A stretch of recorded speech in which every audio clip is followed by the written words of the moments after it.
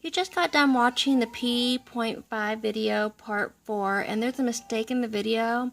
It happened around the 12-minute mark, and it's on the bottom of page 17 in your guided notes.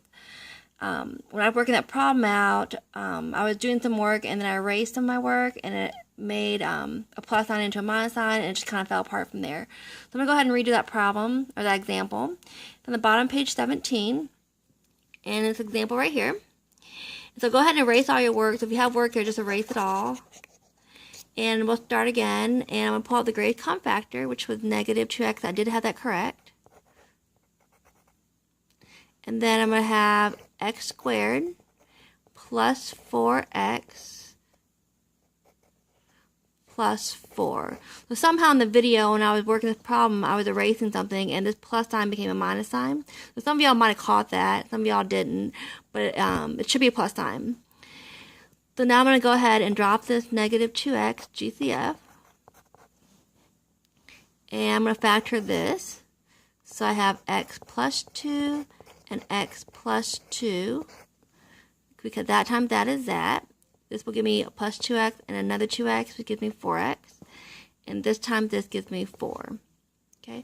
And another way to write this out would be negative 2x x plus 2 squared. So these are two possible ways to write the problem or the answer, and don't forget that minus sign there. So instead of reshooting the whole video, I'm just going to redo that part of the example, or that example again. And then in the video, I somehow managed to forget to do this example right here. So some of y'all might notice that. So let's go ahead and do it real quick. The GCF here, these are all even. So I'm going to go ahead and pull out a 2. And I don't pull out an x because this has an x, this term has an x, but this one doesn't. So just the 2, the GCF. So I'm left with x squared minus 1x minus 56. Just double check that this time this gives me that. This time this gives me that. And this time this gives me that. I'm going to drop down the 2. And this right here I factor by trial and error.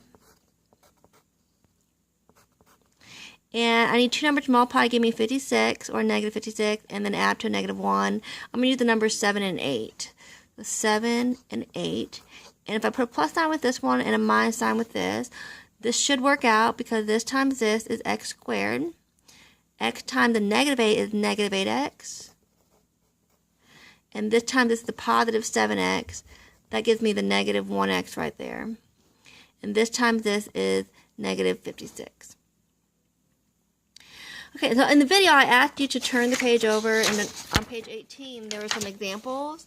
And I said in class, or in the video, to go ahead and pause the video and work these out.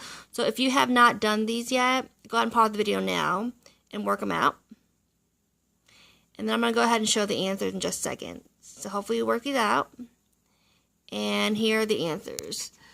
So I show my work in these problems. If you need to pause the video, you can check your work. Okay, so that's the end of P.5. If you have any questions, make sure you let me know in class or an email. Thank you.